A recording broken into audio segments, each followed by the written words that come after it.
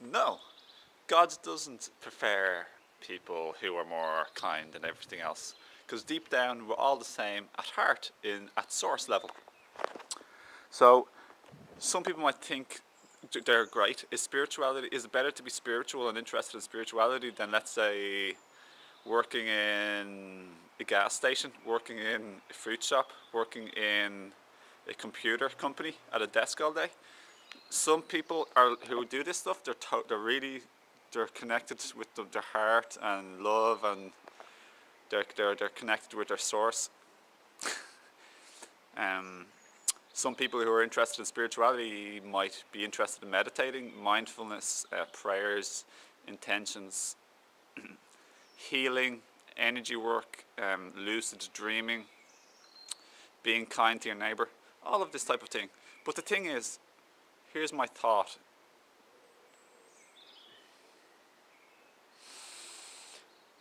Beautiful fresh air and nice sky is my thought for look nice. But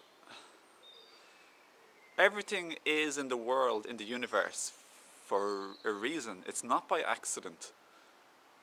Could a God, could the source energy have created all of this?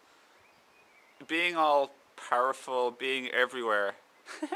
Could God, just using the word God as our, source field energy or whatever,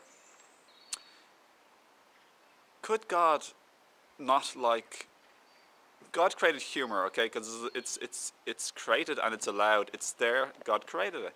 If God didn't want it, it wouldn't be there, would it? God created anger. God created upsetness. God created the things that can create war. God created different religions. God created like the things that meditation, energy, the non-physical world God created, like spirits and astral traveling and lucid dreaming. God created the physical world that we perceive through our physical senses. Extremely limited part of the entire existence. I have no idea what more is out there. But my point is, everything is allowed and everything is fine, and we are God, and God loves everything and everybody equally. God didn't make us saying, I hope you become all spiritual and that's the path that I hope you eventually become on. And in the meantime, when you're not spiritual, I'll tolerate you and I still love you, but I want you to become enlightened and spiritual, because that's better. I don't think God has created the idea of better and worse. I think God, source, there's a lovely bird. God, source, created the world, the entire of existence. How unfathomable that is, and with all the unfathomable rules and laws of physics and of the universe, beyond physics, universes, it's just indescribable and unfathomable. So if there's such an amazing divine being or essence or something there, if you can call it a something even, do you really think that it's against anger? If it created anger, and anger is like a synergistic component of all of existence? God created waves that can kill people. God created the sea gives life. Things in the sea give oxygen to the atmosphere, the plankton, that gives life to humans. There's a huge thing all working together. We can call it existence. It's so cool though, isn't it? So don't think of yourself as being better than, let's say, some of your family members or people you work with or people in your community because you're spiritual. And that's just an idea that your brain has anyway, or somebody's brain has. It's a concept that the mind has.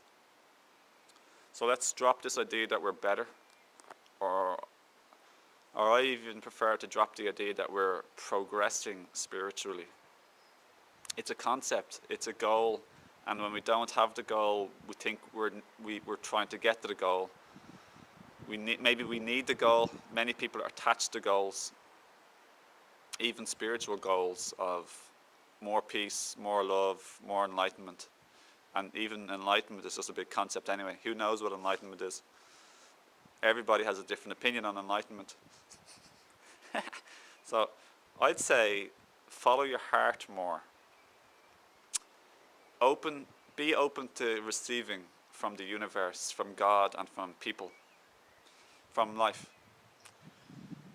Create a space of fertile acceptance and allowance where things can enter into your life that you wish. So create your intention of what you wish to experience in your life. If you wish to experience more happiness, more peace, more love, more light-filled, happy, peaceful, respectful relationships and friendships, set that intention and say, I want this, I accept and I'm going to allow it into my life, and I'm ready for it to come, and I'm going to help create it and attract it. And then when you spot somebody who has these qualities, you're going to snatch them up. You'll be like, so with this intention, you're setting forth an energy into the universe saying, give this to me. And if you say thank you and feel thank you for it in advance and feel gratitude and feel happy that I got it, this is like this is what the secret is talking about. Anyway, long before The Secret, people talked, Esther Hicks and Abraham and loads of other people talked about the law of attraction. The idea is, anyway, our mind sends out a signal, but our heart sends out a signal like 1,000 or more times stronger. It's the heart's electromagnetic impulse. It rewires and resets the universe to work in your favor of whatever you're feeling. So feeling gratitude in advance for what you want is the way to receive things. Gratitude is the way, by the way. Gratitude is the way, by the way. I've already said this in other videos. I'm the person who came up with this idea that gratitude is the way. It's like my videos and my idea. It's copyrighted.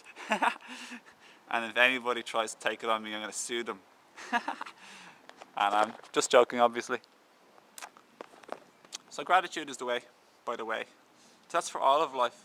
Feeling gratitude is the way to be happy, and it also implies non-judgment and non-resistance and non-criticizing, because we don't feel gratitude for any of those things that we criticize.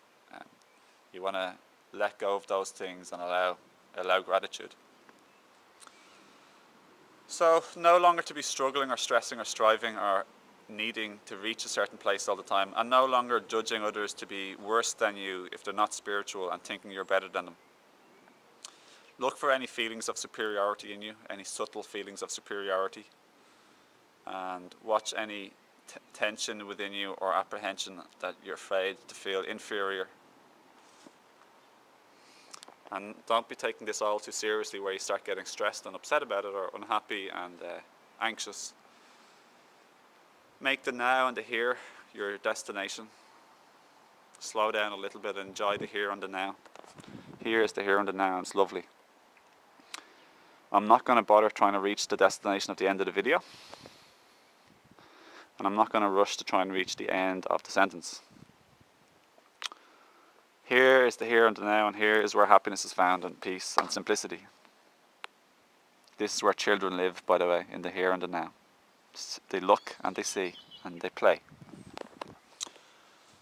So I've lots of other videos on these type of topics, so please feel welcome to look, to enjoy any other videos. So God created everything, and everything is allowed. God loves us all equally. No one's better than another or worse than another. I feel we're spirits here, or life forms, life itself, here as an experience. The experience is a multi-leveled experience. It's on one level, it's to learn and to grow, as a lot of people say. That's definitely true, because it's undoubtedly observable that we learn and grow when we're here. Another thing that happens that I really like most about it is we are here to create and co-create as we learn and grow at the same time. As we learn and grow, so too will what we love and like and prefer in life change and alter slightly or a lot, and then we will create and co-create new inventions and things in our life, new relationships and new energies, and it's beautiful. This is what Conversations with God by Neil Donald Walsh basically told me, as one aspect of the huge, brilliant trilogy that I very much highly recommend. Conversations with God is amazing, beautiful book. I really liked it, and that for me is a bit like my sort of guide to spirituality, along with Eckhart Tolle and Abraham Hicks, and living and loving from the heart, which is love is my religion, if you could call it. In a way, you know what I mean. In a way. But yeah, I'll put a link down below for Conversations with God. And I recommend listening to the audiobook, by the way. Either download the audiobook on a torrent for free on the internet or buy it. Listening to it is a lot of fun because it literally is a conversation with God. It's a back and forth conversation. It's thoroughly enjoyable. Brilliant. Very practical too, especially books 2 and 3 are very, very, very practical. You'll learn so much. And the narrators who talk are brilliant and beautiful. And Neil Donald Walsh has a lovely voice and energy.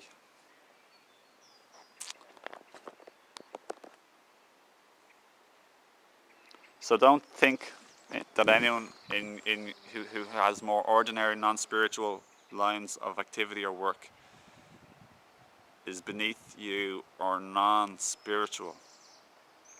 All is allowed and all is created for each individual soul's evolution and growth and expansion. Okay, and there's a time and a place for everything. So your mind at this time in your life, based on your experiences, might say, they're not spiritual, don't like them, they're just not spiritual, like they don't understand me, they don't listen, they're just not into the stuff I'm into. But is there a negative tinge when you say that? Is there an emotion connected? If there's a lightness and a peace and a happiness for where they are in life and a respect for them and a trust in the divine scheme of things, you will feel peace and you'll feel even happy for them. You'll feel okay. You let them learn their lessons, you let them learn their mistakes while you learn your mistakes. This is how we grow. And you're going to be cool with it, you're going to be chill with it, you're going to be alright with it. So even if they're taking, like, let's say drugs, or let's say they're watching TV and the news every night, it's negative, you're okay with it.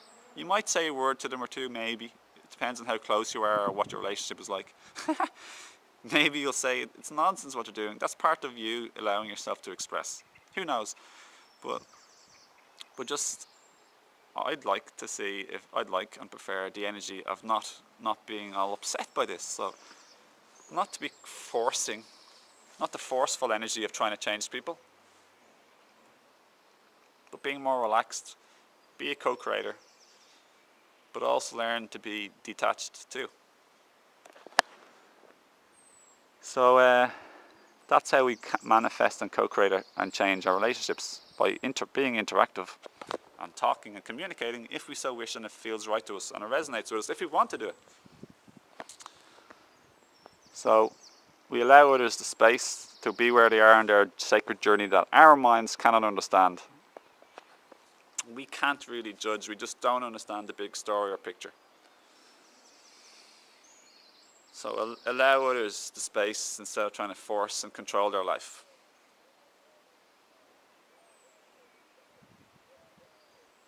That doesn't mean never do anything or say anything to them if they're hurting themselves or other people or whatever. You can talk to them. You're human, they're human. It's okay to talk to people. If it's your family, you can say, hey, I'm concerned for you. Just use your common sense. It's a really simple thing.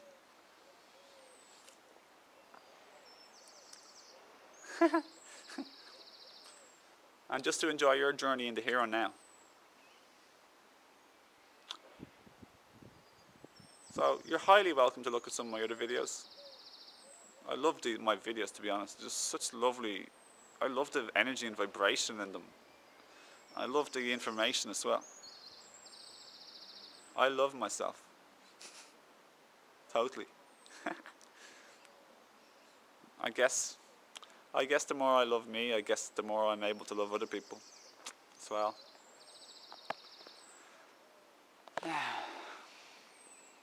Lovely birds, eh? Nature.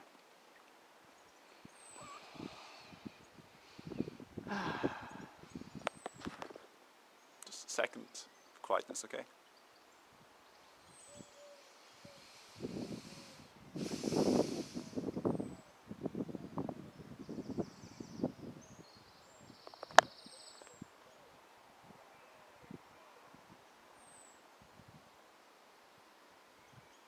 Thanks for watching. Infinite love and happy, lovely blessings to you and everybody. Thanks for everything. Bye.